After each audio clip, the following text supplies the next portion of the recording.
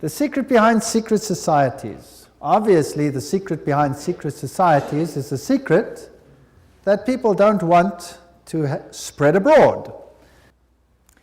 Revelation 17:4, and the woman was arrayed in purple and scarlet colors, and decked with gold and precious stones and pearls, having the golden cup in her hand, full of abominations and filthiness of her fornication. There's only one church in the whole world that uses a woman with a cup, and that is the Roman Church. And here is Città del Vaticano, using the woman with the golden cup, and she is called Fides on all their documents. Fides. Now, what does that mean? Fides. Well, let's go to a Masonic source, a very good Masonic source, written by Albert G. Mackey, the Manual of the Lodge. Albert Mackey was a 33-degree Freemason. It'll become clear as we go through the lectures what this means. And he says, the right hand has in all ages been deemed an emblem of fidelity, and our ancient brethren worshipped deity under the name of Fides, or fidelity, which was sometimes represented by two right hands joined, and sometimes by two human figures holding each other by the right hand. Numa was the first who erected the altar to Fides, under which the name, the goddess of oaths and honesty, was worshipped. So it means honesty and fidelity, but it is also an image of a female deity. Now, Revelation 17 verse 5 calls this institution the mother of prostitutes.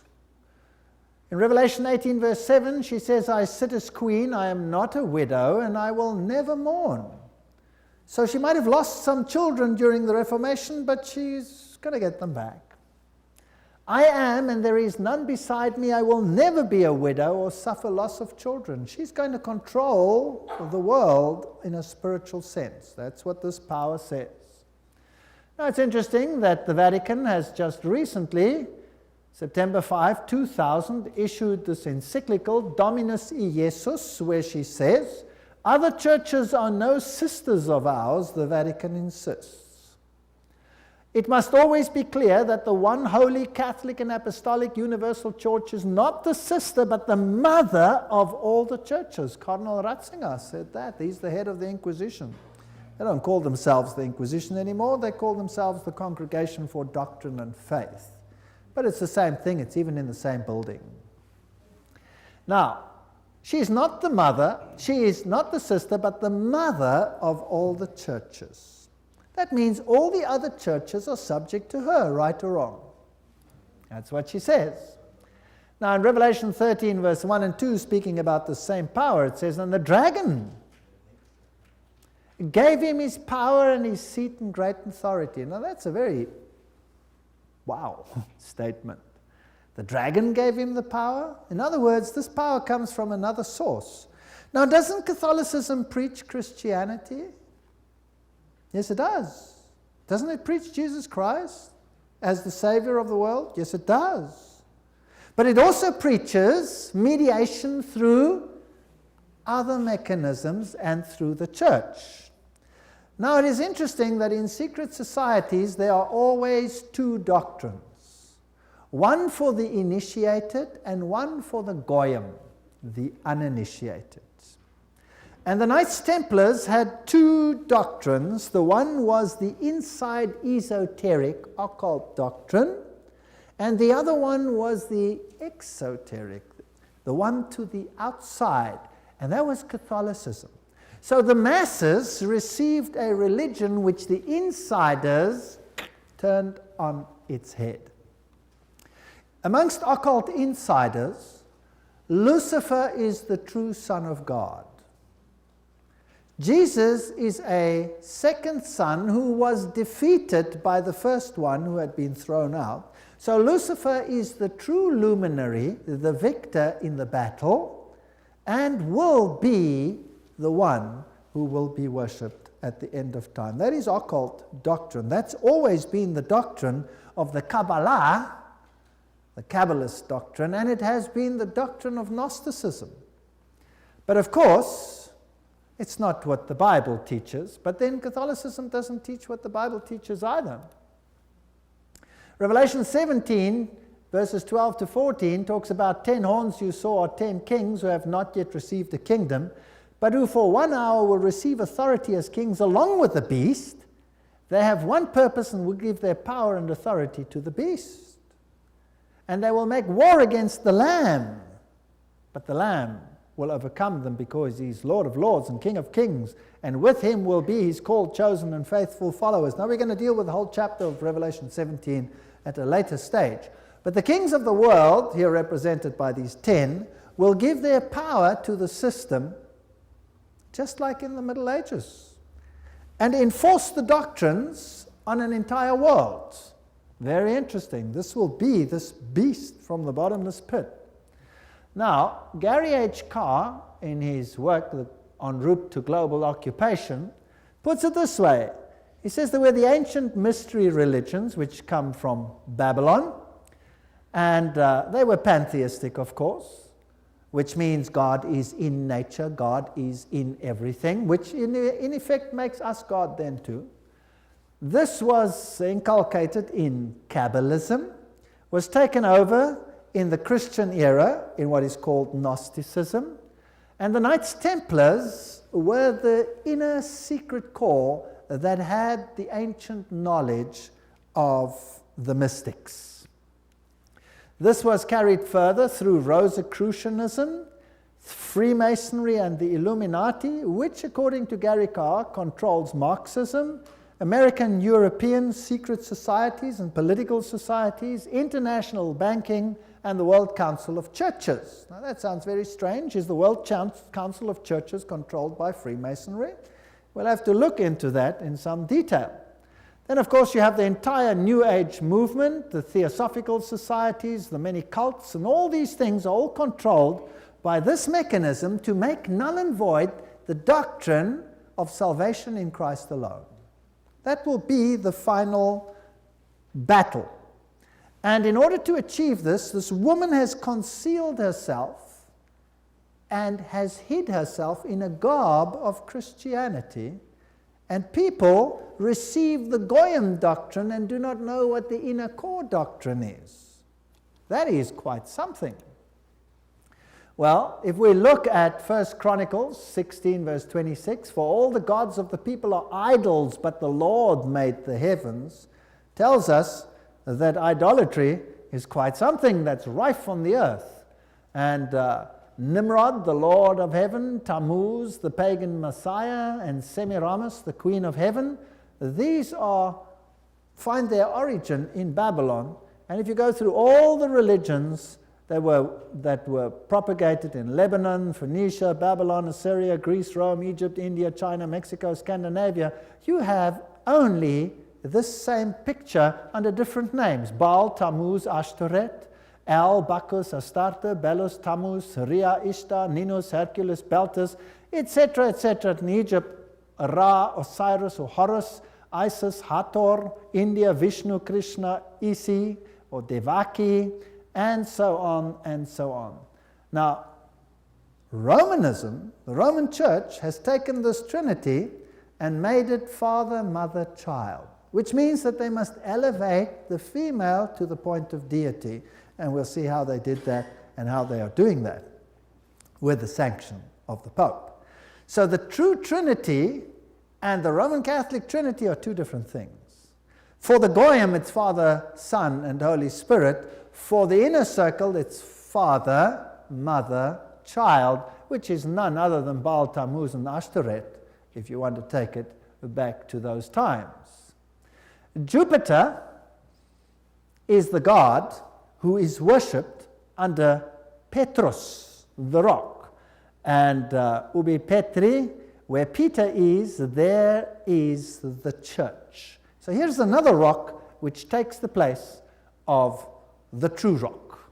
Christianity and the secret societies, we could just summarize it as follows. The old Babylonian religion gave rise to Kabbalism. Via the Essenes and others, Gnosticism came into existence, and Gnosticism was founded by Simon Magus. This comes from no other source than History Lamagi and by Eliphas Levi. Wow, that's a high Masonic source. So Gnosticism, founded by Simon Magus. Then this Gnosticism, with its secret doctrine, was eventually, over time, through many intermediary organizations, carried over to the Knights Templars. And the Knights Templars were a group of a Roman Catholic order, if you like, that were set over the temple site to protect it. And they had strong links to Islamic societies, the Ismailis, the Karmatites, the Fatimites, the Druzes, and the Assassins.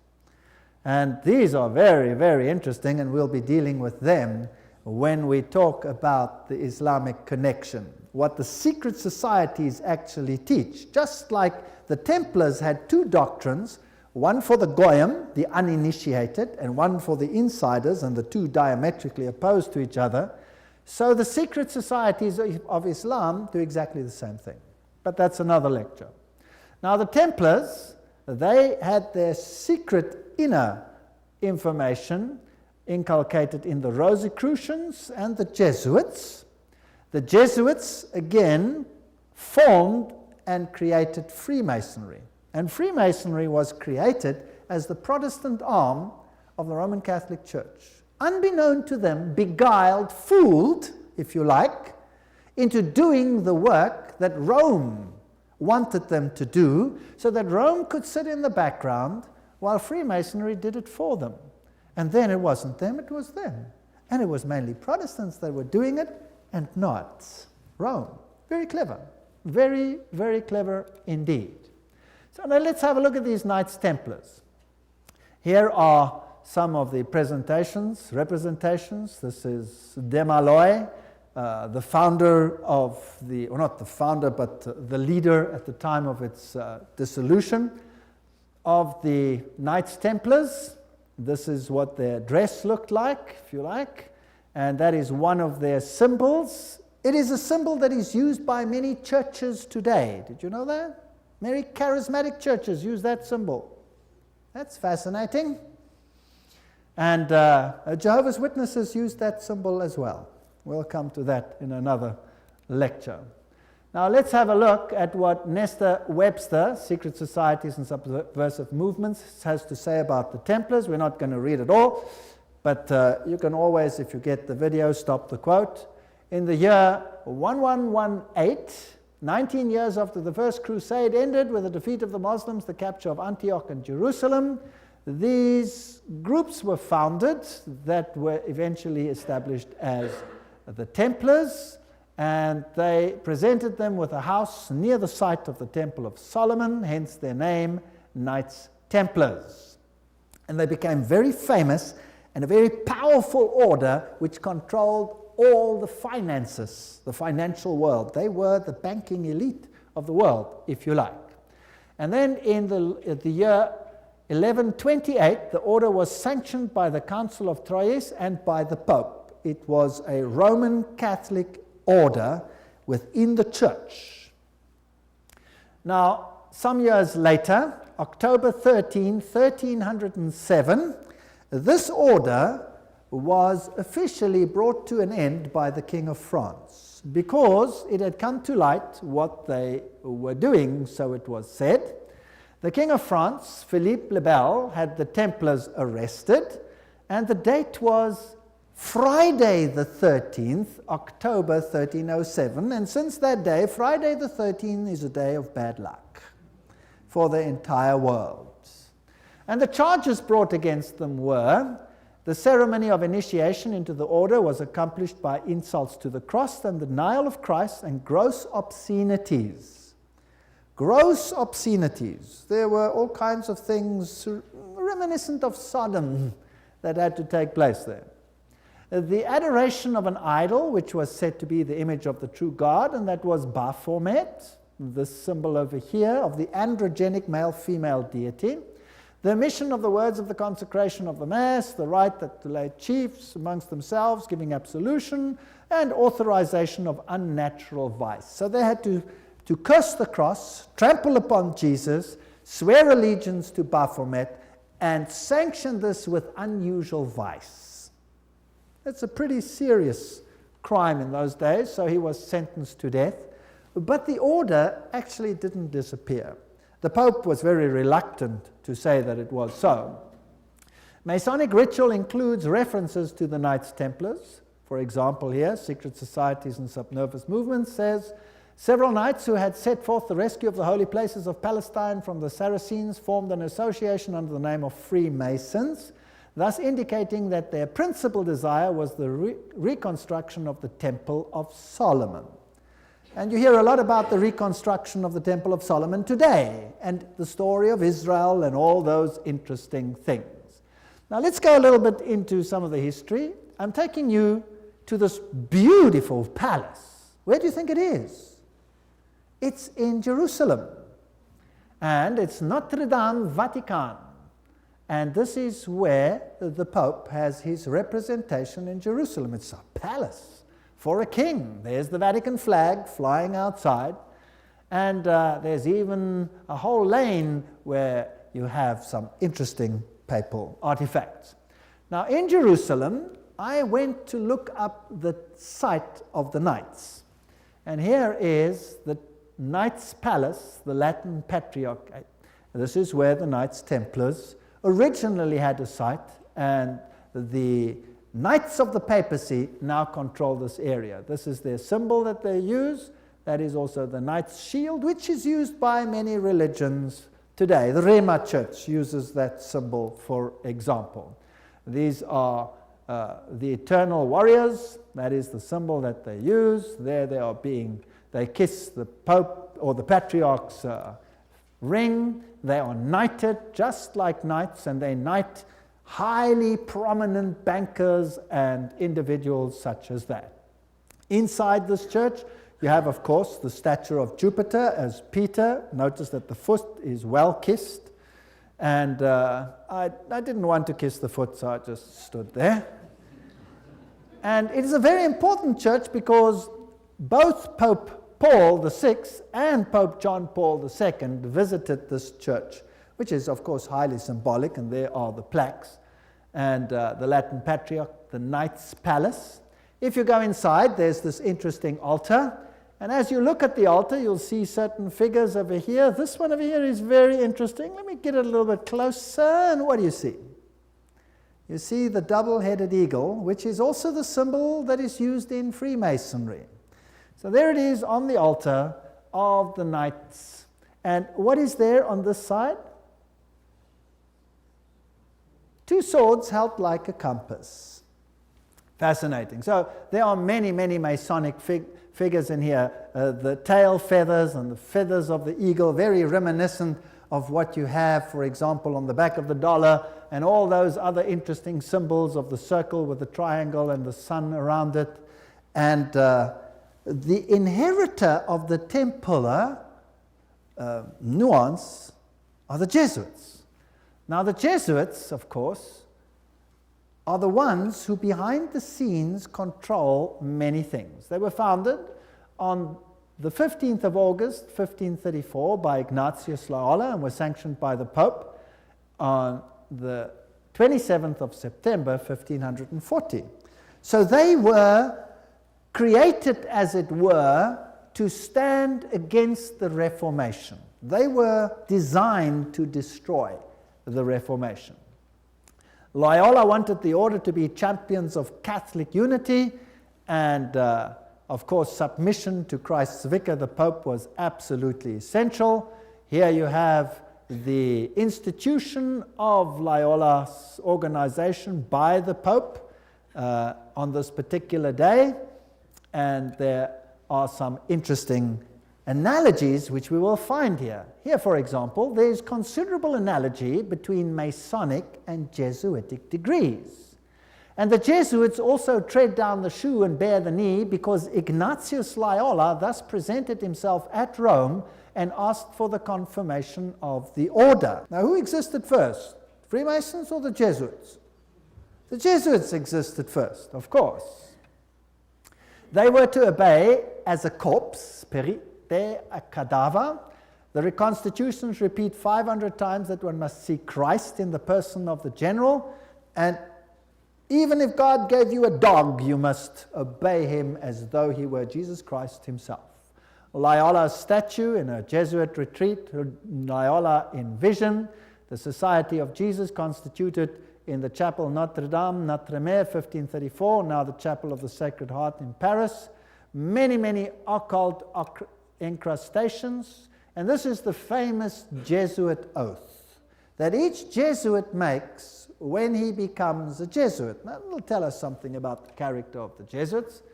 There it says, I, and he fills in his name, in the presence of God and all the saints and all these things, swear that His Holiness the Pope is Christ's vice-regent and is the true and only head of the Catholic Universal Church, etc.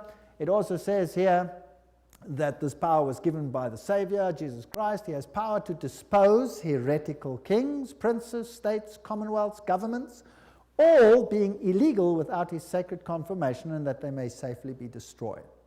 So a Jesuit swears that if a government is not subject to Rome, it can be what? Destroyed. I further declare that I will help and assist and advise all or any of His Holiness's agents wherever I shall be, and do my utmost to extirpate the heretical Protestant or liberal doctrines. Liberal doctrines are doctrines where you decide what you believe. You take the liberty of making your own choice rather than allowing the Pope to do it for you. And that will be destroyed, and all their pretended powers. And that it doesn't matter where you send me in the world, I will obey. And I promise that I will have no opinion of my own. I will obey like a corpse. And I will make war, secretly or openly, against all heretics, Protestants, and liberals, as I am directed to do, to extirpate and exterminate them from the face of the whole earth. I will spare neither sex, age, nor condition, and I will hang, waste, boil, flay, strangle, bury alive these infamous heretics, rip up the stomachs and wombs of their women, crush their infants' heads against the wall in order to annihilate forever their execrable race. That's quite a nice Christian promise. Would you agree? Very Christian promise. Did they do it? Well, the Valdenses, they smashed the children's heads against the rocks to make the parents rescind.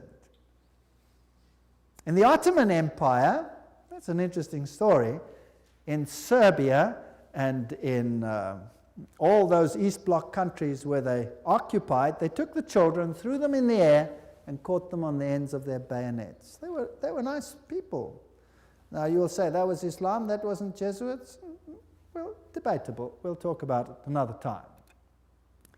And if I cannot do it openly, I will do it secretly. So that is what a Jesuit swears. This is the famous Pontifical Gregorian University in Rome, the most prestigious Catholic university in the world. The Jesuits, in all their enclaves, have their figures in caves. Now, in paganism, all the deities come out of the cave, and they have the letters IHS, which actually stand for Isis, Horus, Set, which is the Egyptian Trinity. They, of course, say it means Iesus hominum salvator, Jesus the Savior of men, but it doesn't. It means IHS, Isis, Horus, Set. And their symbol is the triangle with the all-seeing eye in it for this deity. They also use the pillar, the stela, if you like. They have the symbol of the triangle with the eye in a circle, which is also the symbol used in the New Age movement. And we saw that Gary Carr says that Freemasonry controls the New Age movement and the Jesuits control the Freemasonry, or created it. This is the University of the Jesuits in Prague. On top of it, they have Atlas, not Jesus Christ. If you go to a more modern Jesuit enclave, like this one in Germany, I visited this. I'm quite cheeky sometimes. There I am. And took a picture, and inside they have this picture of Christ. This is not Christ, this is Atlas, holding the world on top of his shoulders, disguised. They have these symbols up against the wall. There, this symbol is the symbol of Hermes. If you take away the cross, then you have the symbol of Isis. This is paganism at its best. And these symbols over here are nothing. Here it is, Jesuit Kirche, when it was built, etc. And their symbolism, Maria, the M is the Masonic M, the triangle, Ria, the goddess. Here is a church in Germany, a cathedral. Inside you will see this circle with a cross in it, the crossed swords, symbol of all symbols used also in Freemasonry.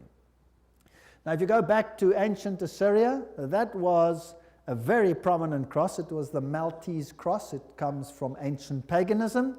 They have the symbols of the star over here, 2 stars one over the other, or 2 crosses one over the other. They have the compass, they have the moon with a disc in it or a star in it, which is the symbol that Islam uses, for example. They have the solar calendar and the triple crown. All of these are used by the papacy. Upside down crosses represent victory over Christ. Hammers and compasses and sickles, these are symbols that are prevalent in the world. There's Jesus standing above the skull and crossbones, which is a symbol of Jupiter, the god Jupiter, who is a symbol, of course, who is Lucifer. Upside down crosses again. This is a very important cathedral in Europe, in Germany, where all the political leaders come together. If you go there, you will have Janus, the 2-headed one. And then you have the statue so-called of David. But of course it isn't David, it is the god Pan, because he has a pan flute in his hand, and David didn't play a pan flute. So I went to look for the dark side of Pan, because there's a light side and a dark side, and I found them. There he is, the hoofed one in the same cathedral. So they hide their occult symbolism. If you enter into the hallway, you find this over here. This is the god Anubis. It's got nothing to do with Christianity. There you have him as well, plus you have the phoenix rising from the ashes, plus you have the symbol of Jupiter, and a whole host of other symbols over there. And in their side chapel, you have all the signs of the zodiac serving the various deities like Mars and Aquarius, etc. And the doorknob is a yin-yang. This has nothing to do with Christianity. They use the symbol of the compass and Jupiter and the PX symbol over there, which you will find in virtually every single Christian denomination upon the face of the earth. The phoenix rising from the ashes, the peacock, all symbols of Lucifer. Here you have the PX with a circle with a dot in it, and you say to yourself, but isn't that a symbol of Christianity? No, this is a symbol of Horus. This has got nothing to do with Christianity. They use pine cones. Let's ask Albert Mackey, 33-degree Freemason, to tell us what the symbol means. The point within the circle is an interesting and important symbol in Freemasonry. The symbol is really a beautiful but somewhat abstruse allusion to the old sun worship, and introduces us for the first time to that modification of it among the ancients, the worship of the phallus. So it's a pretty filthy symbol at that. It deals with male organs. Wow. So that comes from the horse's mouth. So that's what it means. Now what's the PX mean?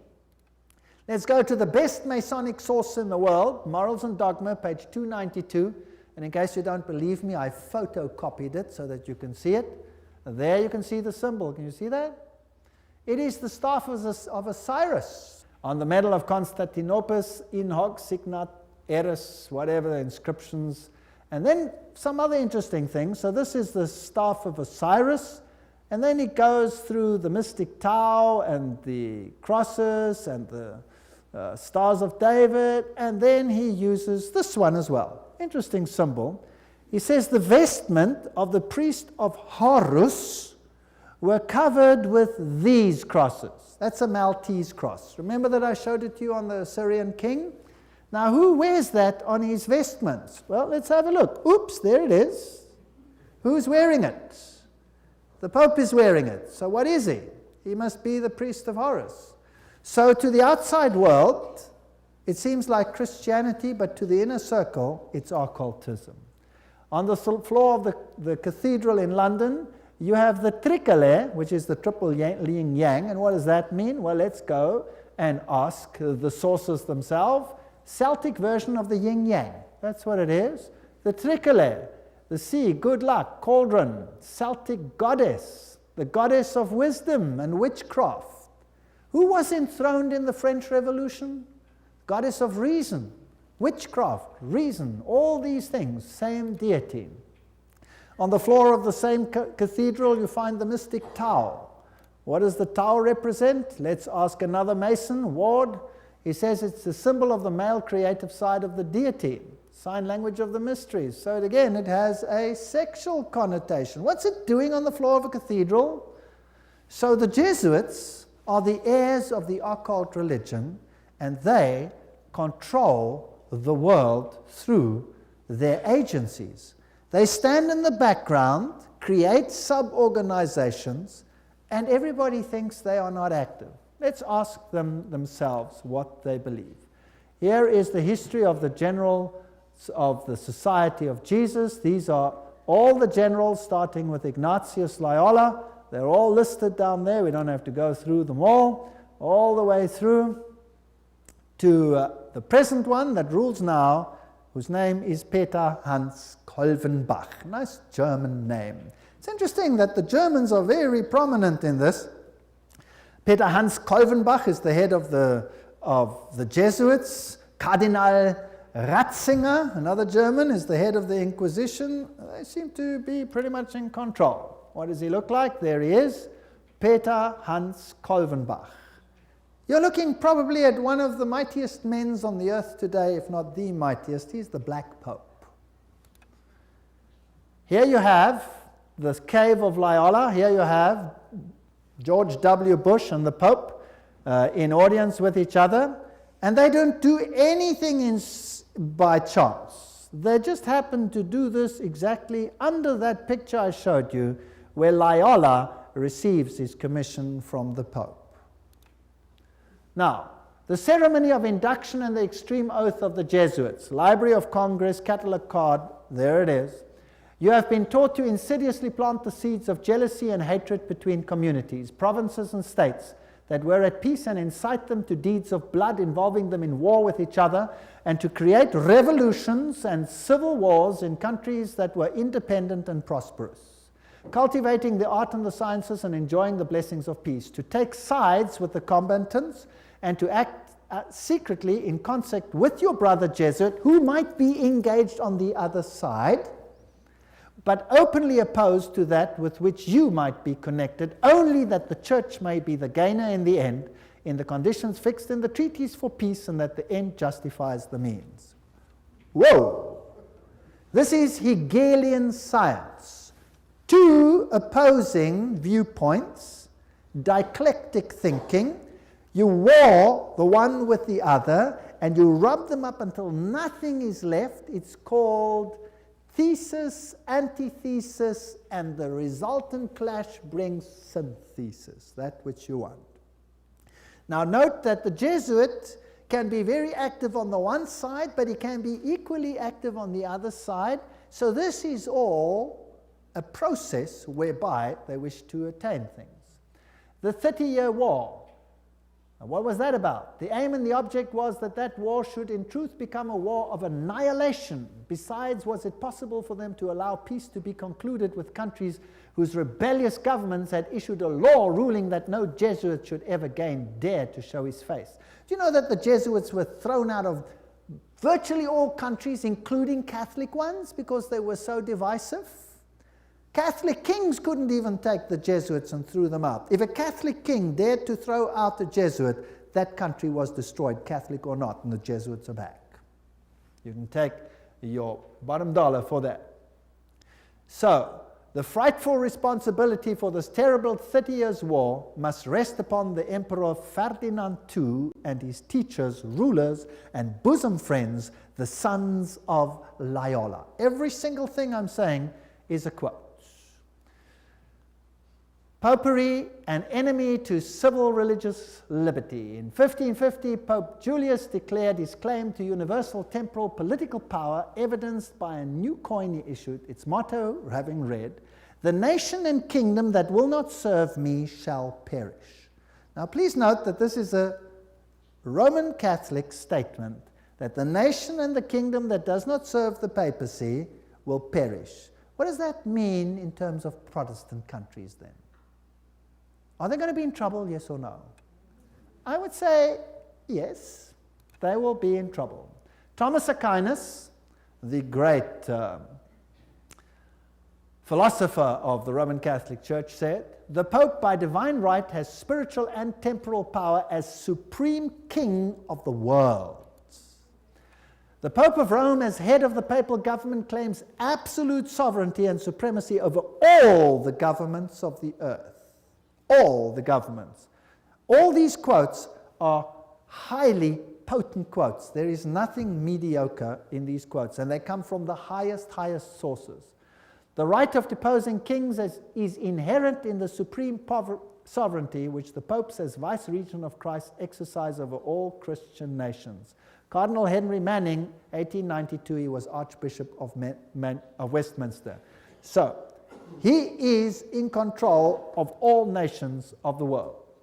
Now, it's interesting that the Bible tells us that these words were put on the Christ's cross at the crucifixion. Jesus of Nazareth, the King of the Jews. You read that in John 19:19. But the Roman Catholic crucifix has the words "INRI" written on it. Now, if you look it up in Webster's dictionary, it means Jesus Nazarenos Rex Iuderum. But in the extreme oath of the Jesuits, "INRI" means something totally different. It means "Iustum necare reges impios," which means it is just to exterminate or annihilate impious or heretical kings, governments, or rulers. That's an interesting point. Now, another thing that they want to do is destroy Protestantism. We cherish at the bottom of our hearts this principle that whatever does not unite with us must be annihilated. And we hold ourselves ready to make, as soon as we shall have the means, an energetic application of these principles.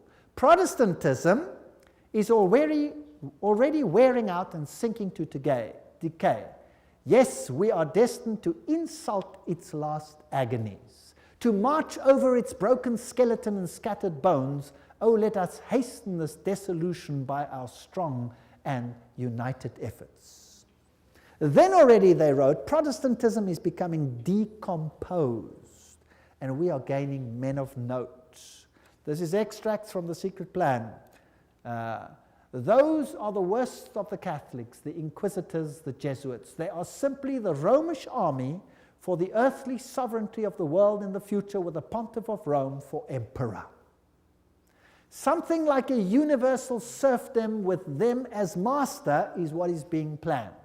That's all they stand for. They don't even believe in God, perhaps, the brothers Karamazov. All these quotes. The general of the Jesuits insists on being master sovereign over sovereigns. Wherever the Jesuits are admitted, they will be master, cost what it may.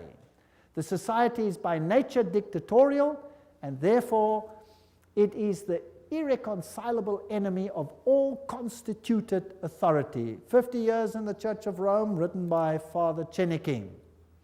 Ignatius Loyola says himself, the power of the general will be so unlimited that should he deem it necessary for the honor of God, he shall even be able to send back, or in another direction, those who have come direct from the popes.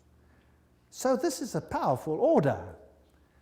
Friedrich von Hartenberg said, never before in the course of the world's history has such a society appeared.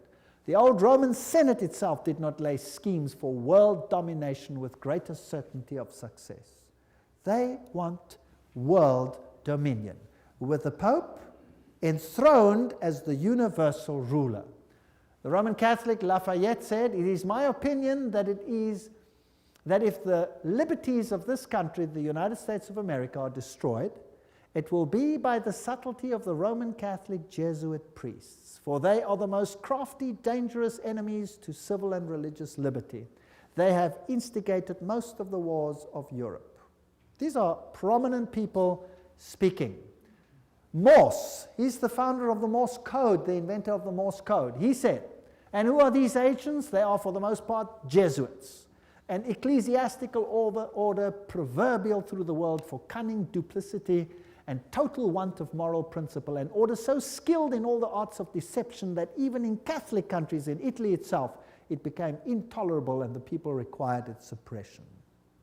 That's another prominent man. Archduke Maximal Francis said, They have so constantly mixed themselves up in the court and state intrigues that they must in justice be reproached with striving after universal dominion. And we could go on and on and on. This is a very interesting one. This is Michelangelo Tamburni, 1720. This is the Jesuit of the general of the Jesuits, the general speaking to the Duke of Brancas, and he said the following: "See, my lord, from this room I govern not only Paris but China. Not only China but the whole world without anyone knowing how 'tis managed." Interesting.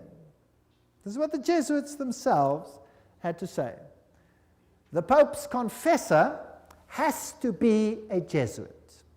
And the Pope himself has to come to a Jesuit to confess. The Vatican Empire, everything I say is a quote. This here is Jean-Baptiste Janssen. He ruled from 1946 to 1964, and he looks like a charming gentleman, very cheerful. But nevertheless, you can see that this photograph was taken from the Saturday Evening Post, 1959, and this is what he is in command of. And now we will want to deal with these issues in the next session.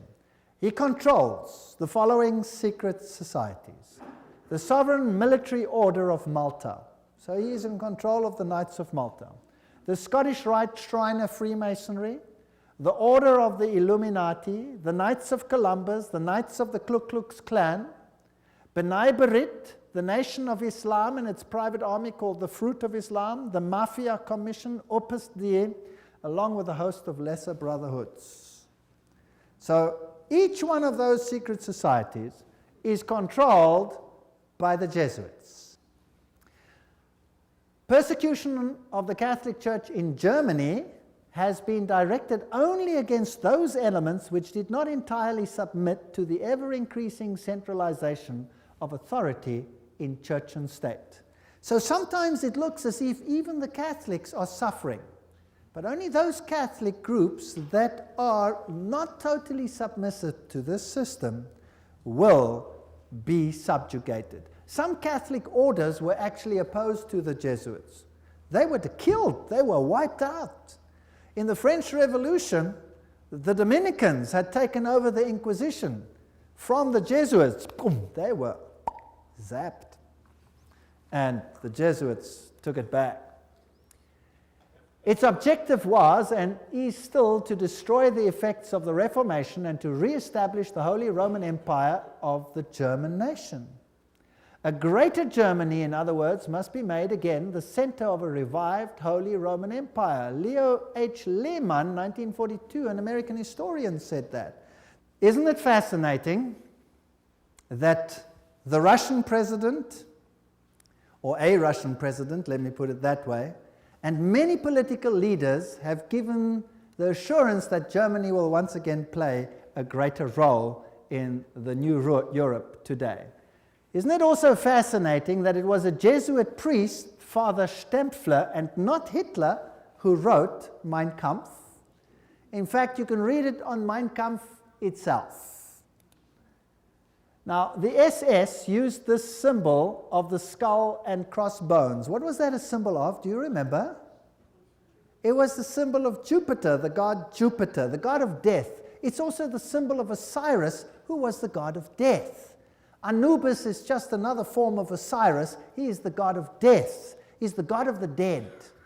But Jesus says, I am the God of the living. I am not the God of the dead.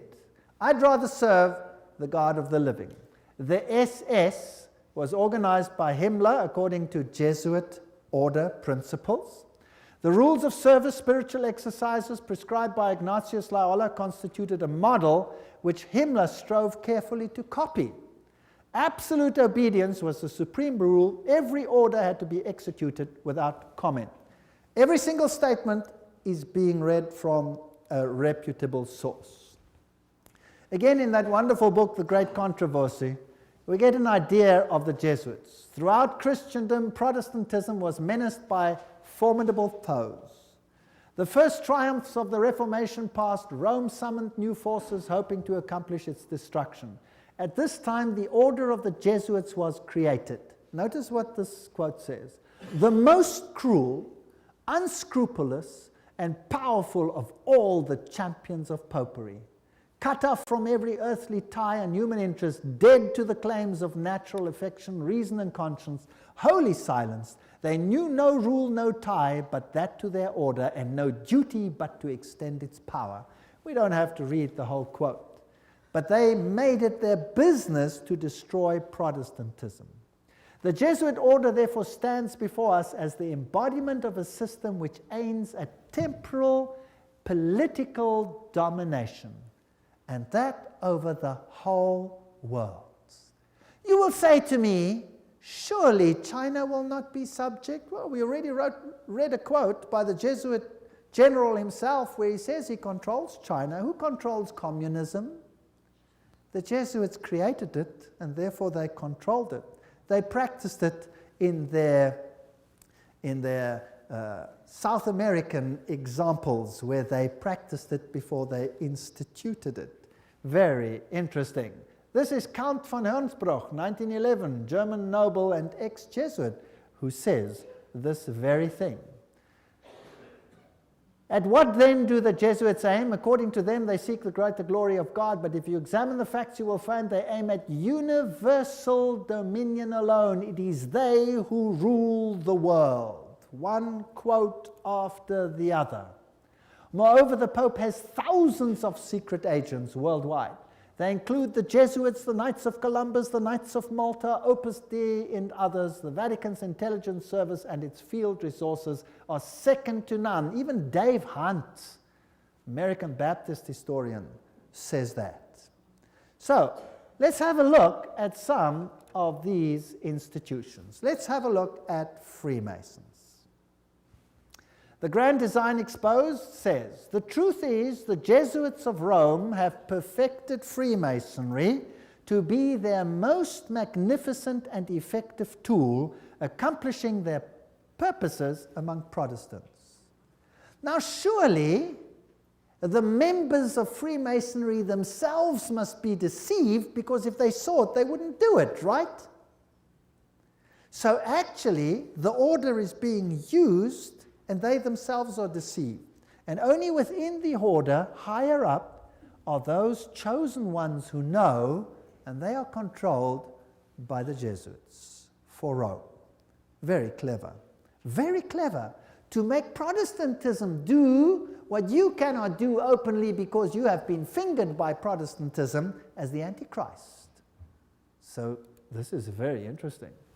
This is a Templar fortress and a church on the island Mallorca, Spain. And there again you have the double-headed eagle, and you can go to virtually any church on that island and you will find the double-headed eagle over the altars of these churches. As I've said, Adam Weishaupt was the father of Jacobinism, and he is the one who is also the founder of the Illuminati. From the Jesuit college at Ingolstadt, it is said to have issued the sect known as the Illuminati of Bavaria, founded by Adam Weishaupt. Its nominal founder, however, seems to have played a subordinate, though conspicuous role in the organization of the sect. You see, again, they use a front and a front and a front.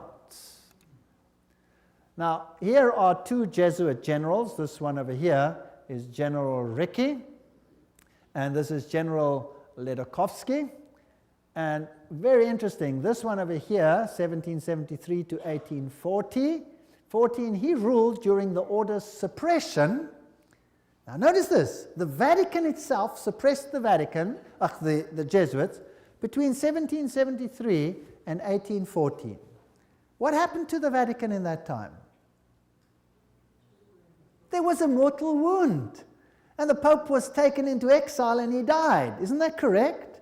So who gave the mortal wound to the papacy? The own order in the own church. Power struggle. And he created, in his time, the Illuminati was created through Weishaupt. And, of course, is also the father of modern communism, who with his Jacobins conducted the French Revolution. Years later, Jesuit General Ledochowski with his Bolsheviks conducted the Russian Revolution in 1917, and it's identical to the other revolution. And I will deal with that when I give a lecture on revolutions and wars and dictators later in the series. France's greatest authority on the Jesuits, Edmond Paris, said, "The Russian Revolution, by eliminating the Tsar, protector of the Orthodox Church, had it not decapitated the great rival and helped the penetration of the Roman Church, we must strike while the iron is hot." The famous Russicum, Russian College of Rome, is created in 1929, and its clandestine missionaries will take the good news to its schismatic country. 1 century after their expulsion by Tsar Alexander I, the Jesuits will again undertake the conquest of the Slav world. And did the poor Slavic world suffer? They were slaughtered by the millions. History will show what happened there when Stalin, probably one of the greatest mass murderers of all time, did his thing. Frederick the Great, so-called, of Prussia, caused the high degrees of Masonic constitutions of the ancient rite to be revived, and he himself wrote the constitutions under the guide of the Jesuit general. Encyclopedia of Freemasonry, Albert G. Mackey says that himself. Very interesting. And now notice this. This is a source that's unbelievable. This is Isis Unveiled by Blavatsky herself, the author of Secret Doctrine. She says that the rites are the offspring of the sons of Ignatius Loyola. The Scottish Rite and all of these worked under the instructions from the general of the Jesuits. So who controls Freemasonry? The Jesuits, there's no doubt about it. Here, we have confirmed the induction of the Knights Templar Mason into the councils of the said order of knighthood, and hoping in confiding that he will ever be so demean himself as to conduct to the glory of IHS, the most holy and almighty God, and to the honor of the mark we do recommend. There's a ritual in Freemasonry which is totally Jesuit. So the Jesuits control Freemasonry. Here's a Freemason temple, if you like. It's in Oklahoma. There is IHS. This is a Freemason temple. It's a lodge. There is IHS in it. There are still old ladies, male and female, about the country who will tell you with grim gravity that if you trace up Masonry through all its orders till you come to the grand tip-top head Mason of the world, you will discover that the dread individual and the chief of the Society of Jesus are one and the same person. James Patron, American historian. There are many that say these things. Knights of Malta. The Freemasons are in the foreground, while the Jesuits and the Knights of Malta are in the background. The Jesuits control even the Knights of Malta. Now, who are they? Well, they are headquartered in Rome, these knights. They used to be on an island, but besides that, they used to be a military order. They are still a military order. They are knights. They control the banking of the world, the industry of military complexes of the world. They oversee Chase Manhattan Bank with all its branches. They rule all the intelligence communities, the KGB, the CIA, and all of these things to restore the Dark Ages. Everything I'm saying is a quote. I'm saying nothing. Don't accuse me of saying anything. I'm just reading. Who are they? Well, here's the head of the Knights of Malta at the moment in America. Well, he's dead now. This is Francis Joseph Cardinal Spellman, Cardinals of New York. And their headquarters is St. Patrick's Cathedral, the diocese of the Archbishop of New York. There are the various ones. Here's Terence Cardinal Cook, then was Cardinal O'Connor, and currently Cardinal Archbishop of New York, Edward M. Egan. Now let's have a look who the members of the Knights of Malta are. That should be interesting. Some past, some present. General Alavena, George Anderson, Angleton, Azru, Bertie, Bobs, Bonaparte. Does that name ring a bell? Borges, Bradley, Brady, Pat Buchanan. Does that name ring a bell? James Buckley, Prescott Bush, does that ring a bell? Frank Capra, William Casey, does that ring a bell? CIA, Cisnero, Cooks, Coughlin, Loach, Giscard d'Estaing, does that ring a bell? President of France, Bill Donovan, Alan Dulles, Avery Dulles, Edward Egan, that's of course the Cardinal himself, Franz Egon, John Farrell, Flanagan, Flynn, Gelly, Galen, Gorman, Grace, General Alexander Haig, does that ring a bell? Otto von Habsburg, wow. Conrad Hilton, Heinrich Himmler, he was at Knights of Malta. J. Edgar Hoover, FBI, CIA fame. Joseph Kennedy, Ted Kennedy, Larkin, Lehman, Lorenzo, Luce, Henry Luce, founder of all the great magazines and Time magazine and all of them. Great publishing magnate, MacDonald, Manhattan, you name them, all of them. O'Neill, Otis, Franz von Papen, the legate who worked with Adolf Hitler, Perón, Rocco.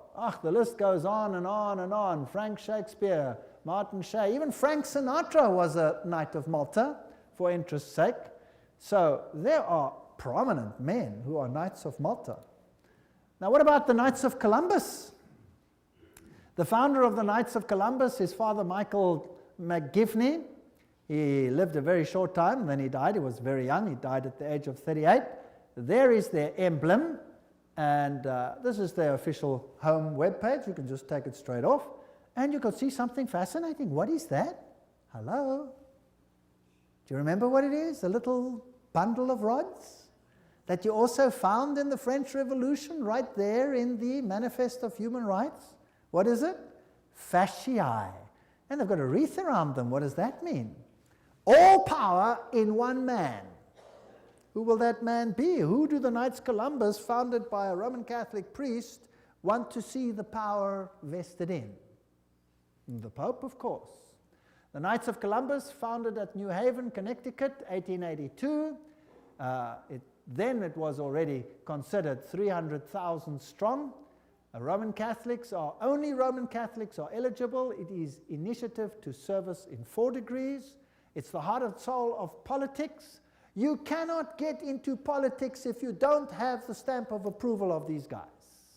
The fact is well known to political machines and non-Catholic politicians whose candidates must receive the approval of Rome and the Knights before they dare nominate them for either dog pound or presidency. The Knights of Columbus' principal business is politics, a Jesuitical politics. A menace to the nations, Jeremiah Crowley. There's the quote. These are serious accusations. There they are, with their fasciae, which will become clearer as we go on, and we can see where we are heading. For today, Rome considers listen to this. Today, Rome considers the fascist regime the nearest to its dogmas and interests. We have not merely the Reverend Jesuit Father Coughlin praising Mussolini's Italy as a Christian democracy, but their official magazine, which is Civiltà Cattolica, this is the official Jesuit magazine, says, this is the house organ of the Jesuits, says, fascism is the regime that corresponds most closely to the concepts of the Church of Rome. This is scary. Have you noticed lately that there is more and more control? Have you noticed some of these things? Have you noticed that you are being treated more and more like someone who has to bow 20,000 times before the powers? Then there is the organization Opus Dei. Is a semi-secret religious lay order with paramount objective is total support of the papacy. And these people walk around with clamps that tear into their flesh so that they have constant pain with every movement to remind them of their obligation. And they have high members, like presidents, for example, of Portugal is an Opus Dei member. Then we have the Skull and Bones organization. And who are they? Well, they have this interesting skull and bones. What does it represent? You know that by now. Jupiter, and they have the number 322. If you look up Genesis chapter 3, verse 22, you will find, now man has become as like one of us, knowing good and evil, raising man to the level of deity. This is Yale University, the place where they are.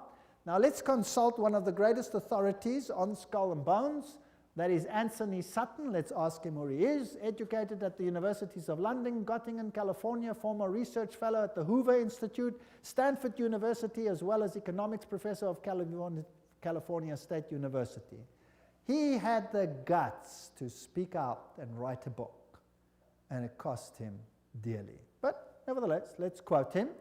There is the book, Anthony Sutton, America's Secret Establishment, an Introduction to the Order of Skull and Bones. So that I don't say it, let's quote it. Skull and Bones, it's over, it's Bush. Bush won the election. Let's watch this video. Yale University, the scions of America's first families confess their sexual exploits from a gruesome coffin. In a smoke-filled room, a handful of power brokers manipulate the global economy. These are the purported activities of some of America's secret societies, groups with names like Bilderberg, Skull and Bones, and the Trilateral Commission. The Skull and Bones Society is founded in 1832 by 15 seniors at Yale University in New Haven, Connecticut. They establish a secret society with rules and rituals that remain unchanged to this day. The Skull and Bones initiation ceremony is said to be held in April in the tomb's basement. One distinguished member serves as master of ceremonies. Once enrobed, he is known as Uncle Toby. The shortest senior is appointed Little Devil and dons a satanic costume. A bonesman with a deep voice is dressed as Don Quixote. Another is dressed as the college's founder, Elihu Yale. Still another is given papal vestments. It would all be funny if it weren't for the fact that among the former bonesmen are 3 presidents: William Howard Taft, George Bush, George W. Bush, numerous senators and ambassadors, industrialists like William Whitney, CIA agents, State Department officials, and publishing magnate Henry Luce. Absolute secrecy is also required. In his 1999 autobiography, George W. Bush devotes just one sentence to his membership in Skull and Bones. Quote, "My senior year, I joined Skull and Bones, a secret society so secret, I can't say anything more." The secrecy, according to some researchers, is there to protect the fact that Skull and Bones funnels its initiates into positions of power and influence. The best-known bonesman is ex-President George Bush, who, according to tradition, is supposed to avoid admitting he's a member. Mr. President, are you a member of Skull and Bones? American Journal got a similar response when we recently asked George Bush Jr., the governor of Texas, about his membership. Does it still exist? The thing is so secret, I'm not even sure it still exists. Okay, so you'll see that George W. Bush is a member. They lie in a coffin. They bow down before a papal figure, swear allegiance. They do all kinds of weird sexual things in a coffin, which I'm not going to explain what they do here. It's pretty vile. And these are the presidents of the most powerful countries in the world, and they belong to secret societies such as this. The order, what it is and how it began. Those on the inside know it as the order. Others have known it for more than 150 years as Chapter 322 of a German secret society. That is very important. In fact, this was discovered when they broke in and stole some of the papers at that institution. It is officially known as the Russell Trust of 1856, or as the Brotherhood of Death, because they serve the god of death, who happens to be Anubis, if you like, Osiris, if you like, or Jupiter. The American chapter of the German order was founded in 1833 at Yale University by General William Huntington Russell. And Taft, the only man to be both President and Chief Justice of the United States. Interesting. Now the German order, what does this actually mean? The Illuminati had its origin at the University of Ingolstadt, and recruits were from the student Inkorps. Of course, they had to be students with high connections, you know, sons of very high insiders. The order had its origin in Yale in 1833, but Skull and Bones is a chapter of a German secret society. So, which organization does it represent? Active members have enough influence to push their sons and relatives into the order, and there's significant intermarriage amongst the families, and they fall into major categories, two major categories. We find the old line, American families, second, families who occupy great wealth. When he's initiated into the order, he says, tonight he will die to the world and be born again into the order, as he will henceforth refer to it. The order is a world unto itself, in which he will have a new name, and 14 new blood brothers also with new names. Now there's also a British chapter which was established at Oxford University and All Souls College, and the British element is called the Group. So the Skull and Bones is not the only one. You have the Group, and then you have a European order as well. So the Group links to the Jewish equivalent through the Rothschilds, the Inner Circle, and so there is a worldwide secret organization which has the highest individual in industry, government, all facets of life. And they actually are the most prominent rulers in the world today. And if they are a chapter of a German society, then they are the Illuminati. And George W. Bush said that there are 1,000 points of light illuminating the world at the moment.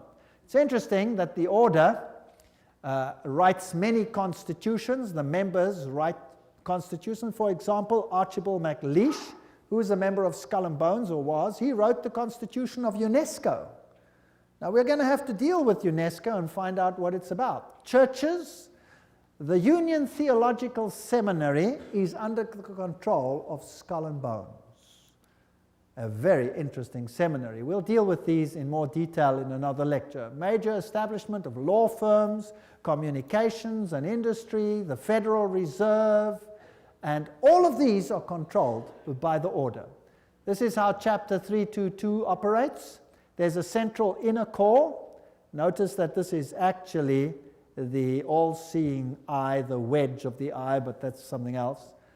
There's an inner core, there's an inner circle, there's an outer circle, there's an Atlantic Circle, the Bohemian Club, notice there, Bohemian Club, part of Skull and Bones, Pilgrim Society, Penumbra Order, Chapter 322 of the Order, the Trilateral Commission. That's how it's put together. You could basically put it this way: Council of Foreign Relations, United Nations, Bilderbergs, Club of Rome, Royal Institute of International Affairs, and the Trilateral Commission, with the Illuminati controlling everything on the inside, forming basically the round table. Now you saw that the Bohemian Club is part and parcel of the issue. Now what is this Bohemian Club? Well, here's the Bohemian Grove. The August 2, 1982 edition of Newsweek reported, this is just another quote, the world's most prestigious summer camp, the Bohemian Grove, is now in session 75 miles north of San Francisco. It's in a forest. It's a fortress. But strangely, even fortresses can be breached, and one enterprising journalist managed to sneak in. The fiercely guarded 2,007 acre retreat is the country's extension of San Francisco's all-male, ultra-exclusive Bohemian Club, to which every Republican president since Herbert Hoover have belonged. This is just a quote. This is the Bohemian Grove ceremony, which was photographed or videotaped, very darkly, of course, very secretly, by one journalist, which caused a major furor. Now you can see very little in this light, so I'll explain to you what's happening there. In this forest, the men appear naked. Naked. They have to walk around naked. In fact, some members have left the society because they're tired of walking around naked. Now imagine every president of the United States has been a member of the Bohemian Grove. And just imagine. The priests are dressed in vestments, papal vestments, and they pay homage to an owl because the owl sees in darkness. It has illumination. There are other rituals which I do not want to talk about that happen between all these naked men. And if you read your Bibles, you will find that those who worshipped in the groves were called the perverted ones.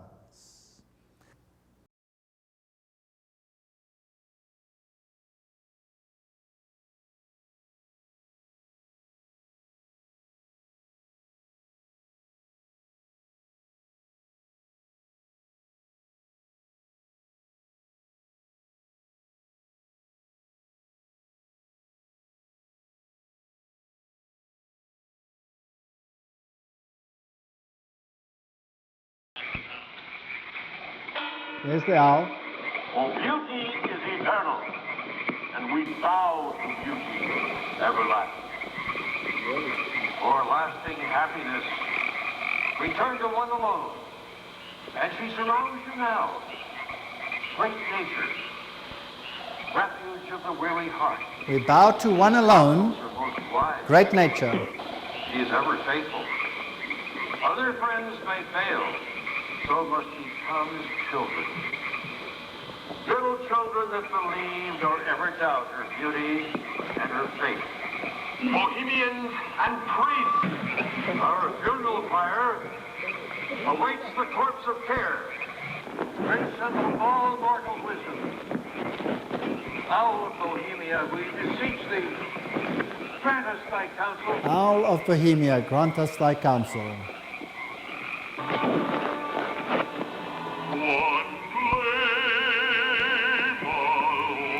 Now that's just a part of the ritual, which shows that it is nature worship. It is condemned in the Bible, and yet, who are the members? Let's continue. This is an article in Mother Jones, August 1981, volume 6, page 28, and reports who the prominent members were. For example, George P. Schultz, Stephen Batchelor, Gerald Ford, Henry Kissinger, William Buckley. Can you imagine them all walking around naked, worshipping a stupid owl? I mean, that's so pathetic. Fred Hartley, Griffin, Haywood, Coors, Teller, Ronald Reagan, Clausen, George Bush, William French Smith, etc., etc., etc. It is pathetic. Modus operandi of the order. The activities of the order are directed towards changing our society, changing the world, to bring about a new world order. This will be a planned order with heavily restricted individual freedom. That's fascism. And I will show you the papal encyclicals that will make your hair stand on edge as to what is going to happen all over the world.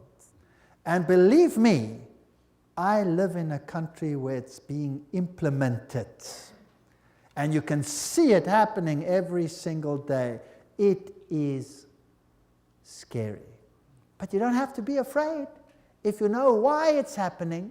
If you do not know why it is happening, you will despair, and there are thousands who are putting bullets through their head because they cannot tolerate it. 4,000 farmers driven off the land and murdered in my country alone. They lose everything, they lose hope, they put bullets through their heads, they wipe out their entire families because it's better for them to die than to live with it. And you know what? You give a lecture like this and you show what's behind it and why it's behind it, and guess what? They get hope. Because they see it's not just them and not something they don't understand. Once they start understanding the bigger picture, they gain hope. And they say, wow, so it's not really the end for us, because this is simply the sign that Jesus is coming soon.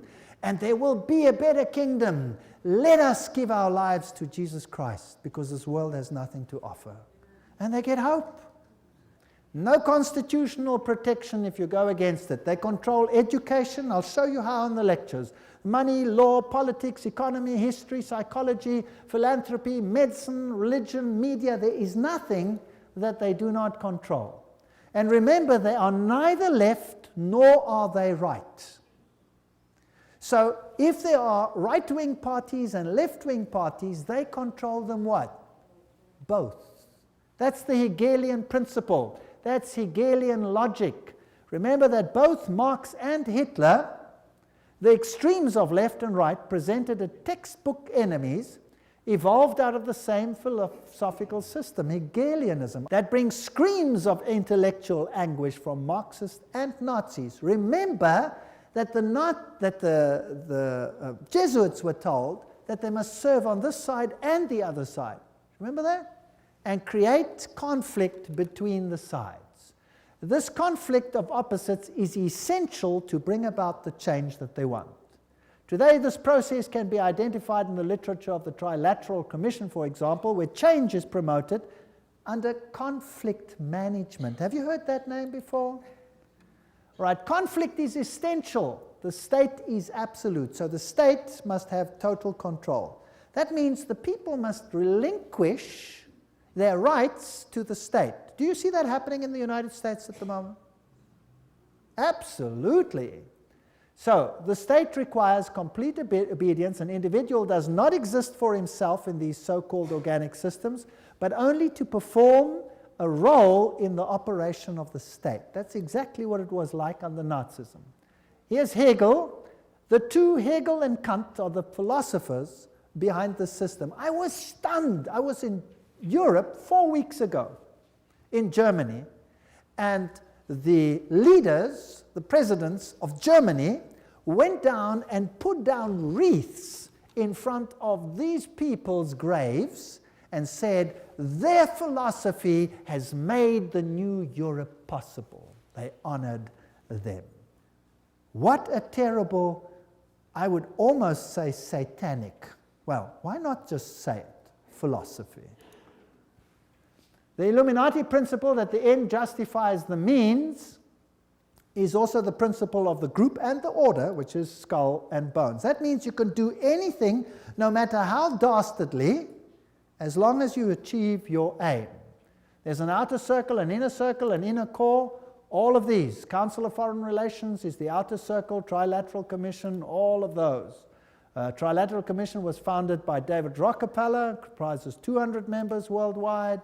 The Bundy operation, activism towards a new world global order. George W. Bush, who was a member of Skull and Bones, remember, says that it's a big idea, a new world order where diverse nations are drawn together in a common cause. Only the United States has both the moral standing and the means to back it up. So, do you think they're trying to get all the countries of the world to come into this system, yes or no? Do you think it's possible that they are giving their power to a woman who rides them? Does it look like it? Who controls them? The Jesuits. And who do the Jesuits say all power must be under? The Pope. Isn't that correct? All right. So who do you think would clamor for a new world order more than anyone else? Maybe the Pope. Wouldn't that be interesting?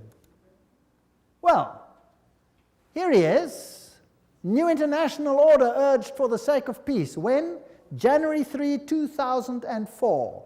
His whole New Year's speech was dedicated to asking for the implementation of the New World Order. Vatican City, January 1, 2004. John Paul II started the new year by insisting that peace is possible and thus a duty, and he called for a new international order. CNN, what did that have to say? Pope calls for a new world order. Thursday, January 1, 2004. Vatican City, Pope John Paul rang in the new year on Thursday with a renewed call for peace in the Middle East and Africa and the creation of a new world order based on respect for the dignity of man and equality amongst nations. What did he say? This year, Pope John Paul directed his thoughts to the continuing conflict around the globe, but he stressed that to bring about peace, there needs to be a new respect for international law and the creation of a new international order based on the goals of the United Nations. He called for an order that is able to give adequate solutions to today's problems based on the dignity of the human being, this is human rights, on an integral development of society, on solidarity amongst nations, rich and poor, on the sharing of resources and the extraordinary results of scientific and technical process. You know, sharing of resources. Have you heard of that before? Well, there's another term for it. It's called redistribution of wealth. Have you heard of that before? Right. Now let me redefine that for you. To redistribute wealth means to take the wealth from the one who has it and give it to one who has not got it. Is that correct? Now if you do that, which nations of the world will be hardest hit? The Catholic ones or the Protestant ones? The Protestant ones are the rich nations. Everywhere you can draw a line. Now I will show you in the lectures that come that there are encyclicals which define how the redistribution is to take place. And how it is happening and how the encyclical says it should take place is what I can see happening in my country without the government lifting a finger against it. It is defined by need, as we will see. Now, there's another word for taking from one who has and distributing it to someone who does not have. It's called theft. Stealing. Thou shalt not steal, says the Bible. The Pope in Rome says, thou shalt steal. He does. Literally, I'll show you his encyclical. You will be stunned. This New World Order is going to be an exciting place. I don't want much part of it. Fortunately, my God says, my kingdom is not of this world. If it were, they would fight for me, but it is not of this world. My kingdom is up there. There where your treasure is, there your heart will be. I have managed, because I live where I live, to loosen myself from that which I own, because I know that it means nothing anymore. Do you know that in my country, if you go on a holiday, and you stay away for a while and you come back and your house is occupied, that you cannot put the new tenants out, even if the house is yours? Did you know that? Because they have need, therefore they have the right to take it, whether you own it or not. And this is not a joke, this is a fact. Scary. But who cares? I serve a God who has promised the most wonderful things, even temporal things, to those who serve him. Wonderful promises. I go to prepare a place for you, and I will come again to take you where I am also. In my Father's house are many rooms. I go. Actually, it doesn't mean rooms, it means mansions. God has prepared things for us which make this world sick by comparison. So let them have their kingdom, let them have their fun, because my God says this world will come to an end and the kingdom of God will reign forever and ever and ever. Don't miss the next lectures. We're now on a roller coaster ride that will take you to exciting places. Thank you for coming.